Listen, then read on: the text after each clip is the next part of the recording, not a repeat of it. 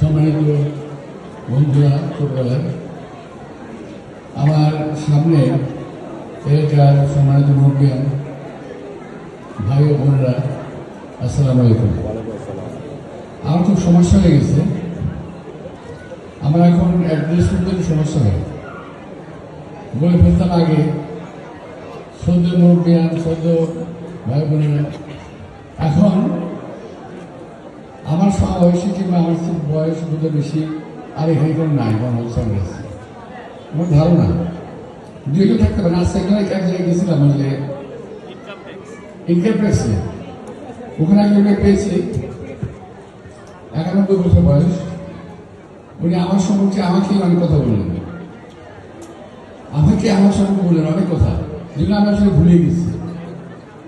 তো তাই এখানে যারা আছেন এখন, হয় ভাই, ভাবি, ভাতিজা,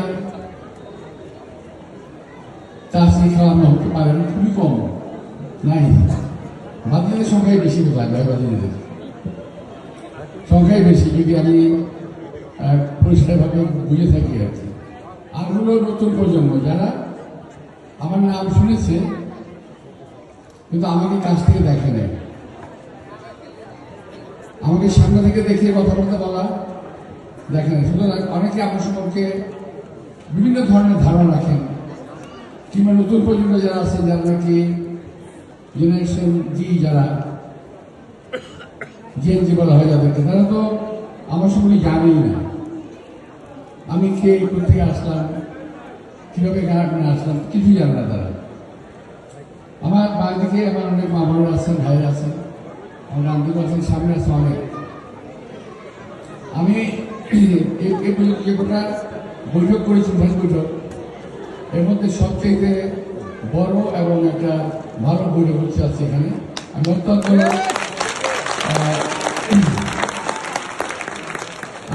গর্বিত, আমি অত্যন্ত আনন্দিত। আমার মনে হয় না নির্বাচন পূর্ব এরকম বড় সম্বোধনা সভা কখন আগে হয়েছে, আমার মনে হয় না। তো যাই হোক, আমি এরা আপনাদের সামনে আসছি অ্যাকচুয়ালি আপনাদের সামনে বসে আমার কথা বলা, আমার সঙ্গে কথা বলা হলো মার কাছে মা বাড়ি লক্ষ্য করা। আপনারা আমার সম্পর্কে যা জানেন, অনেকটা মনে হতে পারে আমিও বোধহয় জানি না আমার সম্পর্কে। আমি কতটুকু খারাপ এটা তো আমি জানি না, আমি কতটুকু ভালো এটা আপনারা জানেন, আমি কতটুকু খারাপ এটা আপনারা জানেন। ভালো মন্দ বিবেচনার ক্ষমতা আপনারা নিশ্চয় আপনারা জানেন। সর্বোপরি আমি বলতে খুব ভালো লাগছে, আমি আপনাদের এলাকার সন্তান। আজকে এই এলাকায় যে বাচ্চাটি জন্মগ্রহণ করেছে, সে যদি এলাকায় করা হয়, আমার মতো বয়সে সে যদি বলতে পারে যে আমি এলাকার সন্তান, আপনাদের ভালো লাগবে না? সবার কাছে ভালো লাগবে। আমার এই এলাকায় জন্ম, রেললাইনের ওই পারে হলো আমার নানার বাড়ি, রেললাইনের এই পারে হলো আমার বাবার বাড়ি। তো আমি এই উত্তর শাহজাহানপুর বলা হয়, আসলে একসময় আপনারা দেখবেন বোধ আপনাদের দলিলপত্র আছে, এটা কিন্তু শিলগাঁও বোঝায়। রেললাইন হওয়ার পরে এটা উত্তর শাহজাহানপুর হয়ে গেল। রেললাইন হওয়ার আগে ছিল এটা শিলগাঁও, আর এটাকে বলা হতো আমাদের আমার যতটুকু জানা আছে বড় বাঘ বা ছোট বাঘ, অনেক আম বাগান ছিল এলাকাতে, অনেক আগে 1954-55 সালে আমার চাচা, যার নামে শহীদ কাকা আসতো এখানে ওই শিকার করতে, আমার মনে আছে। এটা আপনাদের মনে নাও থাকতে পারে। আর এই যে পাশে ঝিলটা দেখছেন আপনারা, এখন মনে আছে আপনাদের এই খালটা? ঝিল তো না, খাল অথবা ডোবা, যেটাই হোক, আছে না? আপনারা আপনাকে বুঝতে পারতেছেন না মনে হয়। এখানে কিন্তু ধান ক্ষেত হতো, ওই বড় ধান, যে নাড়া দিয়ে ধান হয় না, ধান হতো। পরে যখন কি রেল লাইন ভরান হয়, এখান থেকে মাটি কেটে ওইখানে ভর করে এটা তখন খাল হয়ে যায়। এগুলো আমার সমস্ত কিছু আমার চোখে দেখা। তো এটা কিন্তু এই এলাকার সন্তান না হলে আমি এই কথা বলতে পারতাম না। এই ইতিহাসটা অনেকেই জানে না, আমাদের নতুন কিংবা পুরাতন যারা আছে তারা অনেকেই জানেন না, অনেকেই জানেন এটা আমি জানি। এটা এখান থেকে হয়তো ইয়ে প্রধান কাটতে পারি, আপনি বললেন তো না, আমরা বলতে বাবা ধান বাতাসে করা হয়, অনেক নাড়া হয়, ধানটার পরে নিচে হ্যাঁ আমন ধান। তো এখানে ধানটা হতো, আমার মনে আছে ওই পানির মধ্যে ধানটা কেটে নেওয়া হতো, তারপরে নাড়া হতো, এই দেখতাম এখানে আর কি। আমরা একসময় কিন্তু এখানে সাঁতার কেটেছি, আপনার বিশ্বাস হবে এখন এটা? এখন নোংরা আবর্জনা ড্রেন হয়ে গেছে, তাই না? তো খুব দুঃখ লাগে। আমাকে দক্ষিণ ফিলিয়া থেকে বাড়িছে আমার মুরব্বীরা ছোট ভাইরা সব বললো আপনি তো আসেন। আমি ভাই আমি তোমাদের ওই এলাকায় আমি যেতে চাই না। এই কারণে যেতে চাই না যে আমি তো পূর্বাচলের মতো একটা শহর আমি বানিয়েছি। পূর্বাচল আমি গর্ব করে বলবো আল্লাহর মধ্যে, এই পূর্বাচল আমার হাতের তৈরি। পুরো পূর্বাচল আমি করে দিয়েছি। উত্তরার তৃতীয় পর্ব আমি শেষ করেছি। আমি 15,000 প্লট মানুষকে দিয়েছি। আপনাদের দোয়ায় আল্লাহর রহমতে একটি প্লট আমি নেই নাই, আমার পরিবারের নামে নিয়ে নেই। এই কথারই কথা প্রসঙ্গে আসছে, আমি আমার এলাকার প্রসঙ্গে আসছি। সে আমি অনেক চিন্তা করে দেখলাম যে আমার এই এলাকাতে গুছানোর মতো সাজানোর মতো কোনো জায়গা নাই। একটা জায়গায় আছে ঝিল।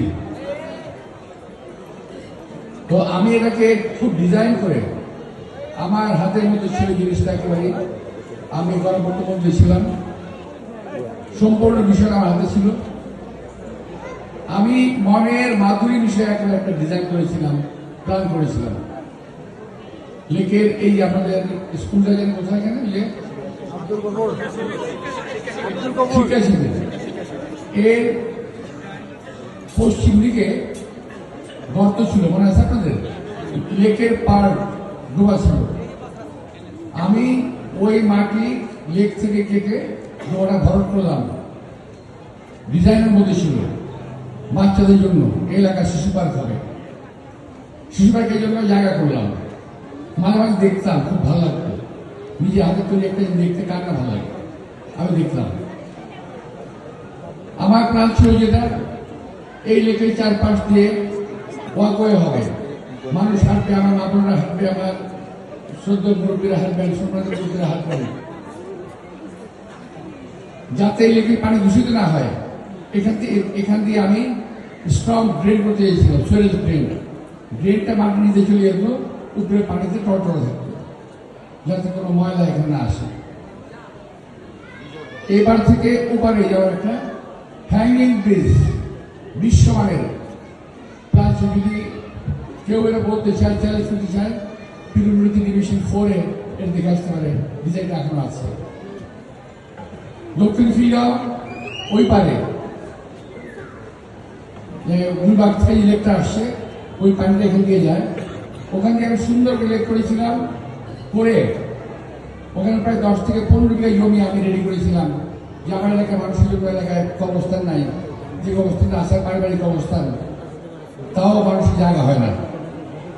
একটা কবরস্থানের জন্য জায়গা করেছিলাম খুব সুন্দর করে, লেক পাশে কবরস্থান, এদিকে হলো আমাদের বাচ্চাদের খেলার জায়গা, এদিকে চারদিকে একটা লেক, মাঝ দিয়ে একটা ব্রিজ। কত সুন্দর একটা শহর হতো আমাদের। এটা চিন্তা করতে পারেন, এটা আমার মস্তিষ্ক প্রসূত, চিন্তা প্রসূত, আমার মনের একটা খোরাক ছিল। এটা রেগুলার আমি দেখতাম কাজ হচ্ছে কিনা। এখানে যখন এটাকে পরিষ্কার করা হয়, একটা মারাত্মক অবস্থা হয়ে গেছিল। এখানে ঢুকতে গেছে ময়লায়, 10-15-20 বছরের ময়লা পরিষ্কার করেছিল, এখান থেকে আরম্ভ করে ওই ব্রিজের পার পর্যন্ত। অনেক ইচ্ছা ছিল, কিন্তু 17 বছরে সমস্ত স্বপ্ন তছনছ করে দিল। যেখানে আমি বাচ্চাদের খেলার মাঠ করতে চেয়েছিলাম, শিশু পার্ক করতে চেয়েছিলাম, সেখানে এখন একটা বিল্ডিং হয়েছে, আমি শুনলাম। আমার ওদিকে যেতে ইচ্ছা করে না, আবার বিশেষ করে আমার ওদিকে যেতে ইচ্ছা করে না, আমার ভালো লাগে না। কি করতে চাইলাম, কি হলো, ওখানে একটা বিল্ডিং হয়েছে, কি হয়েছে ওখানে?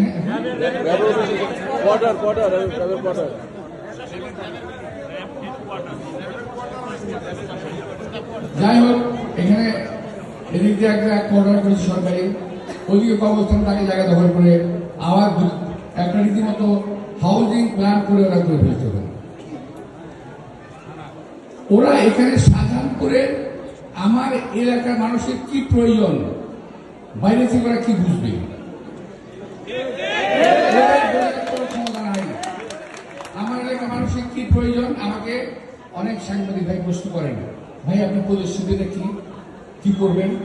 আমি বললাম যে আমার কোনো প্রতিশ্রুতি নাই, আমার যা প্রয়োজন এলাকার মানুষের সেটাই প্রয়োজন, আমার যা দরকার এলাকার মানুষের সেটাই দরকার, সুতরাং সেই কাজগুলোই আমি করব।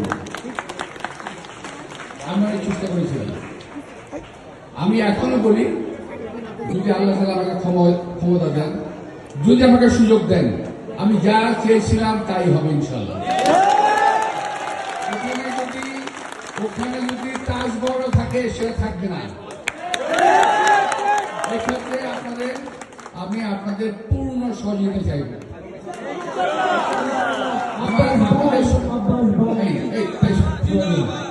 আপনাদের সহযোগিতা লাগবে, আমি একা করতে পারবো না। আমার নেত্রী দেশনেত্রী বেগম খালেদা চলে গেছেন, এখন আমাদের নেতা তারেক রহমান এসছেন, উনি ক্ষমতা আসবেন। যদি প্রধানমন্ত্রী হতে পারেন, আমি যদি সুযোগ পাই, ওনাকে বুঝাতে পারি, তাহলে হয়তো আমি এটা করতে পারবো। তবে একটা জিনিস ভাবতে আমার ভালো লাগে, যে এই রাস্তার দুই পারে, মানে লেকের দুই পারে যে রাস্তা ছিল না, যাদের রাস্তা ছিল দক্ষিণ দিকে, তাদের রাস্তা এখন উত্তর দিকে। আমি যে রাস্তা ছিল উত্তর দিকে, বাড়িটা আমার দক্ষিণ থেকে, তাদের রাস্তা দক্ষিণ দিকে, রাস্তা এই বাড়ির সামনে গাড়ি যায়। তারপরে আবার ইশারাও আছে, কি বলে ওটাকে, ঢুকে পড়েছে ভিতরে। এটা একটা ভালো দিক। তো আমার এই শাহজাহানপুরের জন্য যত্ন করা ছিল, আমি করার চেষ্টা করেছি, ইনশাল্লাহ সুযোগ পেলে আরো করবো। আমাদের আরো সমস্যা আছে, আমাদের প্রচন্ড সমস্যা আছে, একটা মাদকের সমস্যা আছে, আমাদের শাহজাহানপুরে চাঁদাবাজির সমস্যা আছে, সন্তানের সমস্যা ছিল, এখন বোধহয় কিছুটা কম। আমার যেমন হয় আর কি, কারণ ইদানিং কোনো কমপ্লেন পাই না, আগে পাইতাম। যেগুলো পাই আমি সেগুলো বলছি। যাই হোক, এখন যেগুলো সমস্যা আছে, আর গ্যাসের সমস্যা আমার বলতেছে, গ্যাসের সমস্যা ভাই আমি বাসায় নিয়ে গিয়ে বলতেছি, কি করবো? আমার বাসায় মানে এই আসে নাই আর কি, থাকে না। যেখানে গেছি আমি এই ঢাকাতে, নাম করে শোনেন, যেমন বেইলি রোড, তারপর হলো বেলুনের পাশে একটা জায়গা আছে সিদ্ধেশ্বরী, পল্টন, তারপর আরেকটা আছে বাগান